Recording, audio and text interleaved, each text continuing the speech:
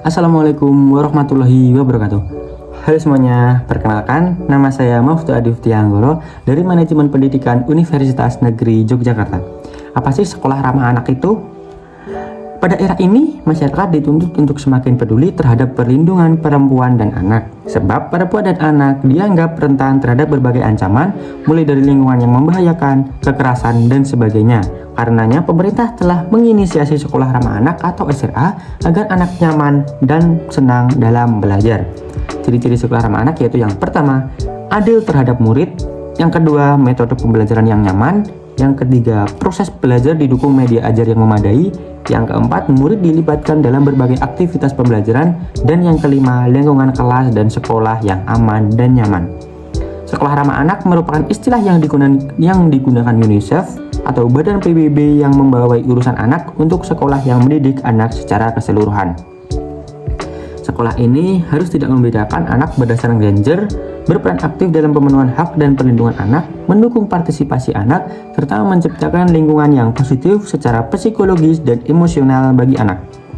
Di Indonesia, sekolah ramah anak diterapkan untuk memutus rantai kekerasan di lingkungan pendidikan sekaligus memastikan anak mendapat pendidikan yang berkualitas. Oleh karena itu, sekolah yang ramah anak juga wajib menjalankan Undang-Undang Nomor 23 Tahun 2002 tentang Perlindungan Anak sekaligus Undang-Undang Nomor 20 Tahun 2003 tentang Pendidikan Nasional. Dalam panduan sekolah ramah anak yang dibuat oleh Kementerian Pemberdayaan Perempuan dan Perlindungan Anak pada tahun 2015, pengertian sekolah ramah anak adalah pendidikan formal, non-formal, dan informal yang aman, bersih, dan sehat, peduli dan berbudaya lingkungan.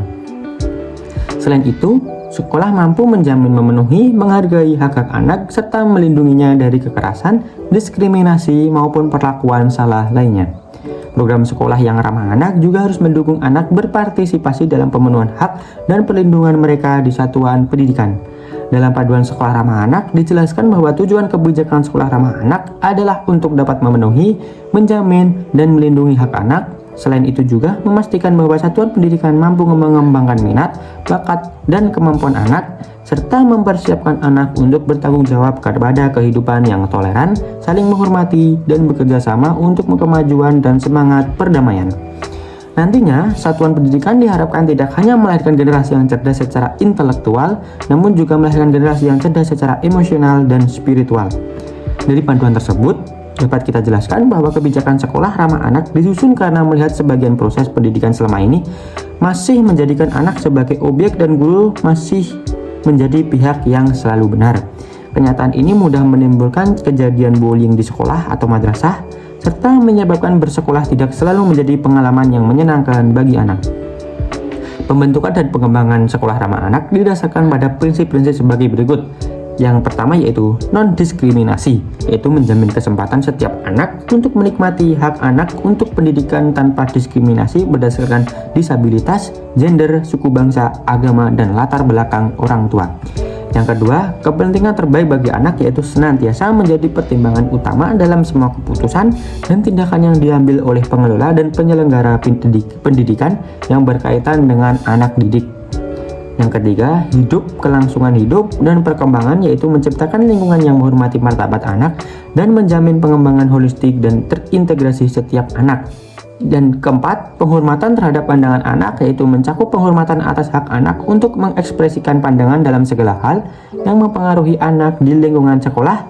Dan yang kelima, pengelolaan yang baik yaitu menjamin transparansi, akuntabilitas, partisipasi, keterbukaan informasi, dan supremasi hukum di satuan pendidikan.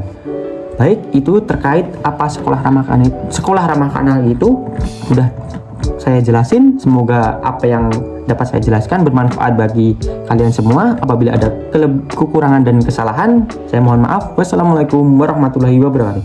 Bye.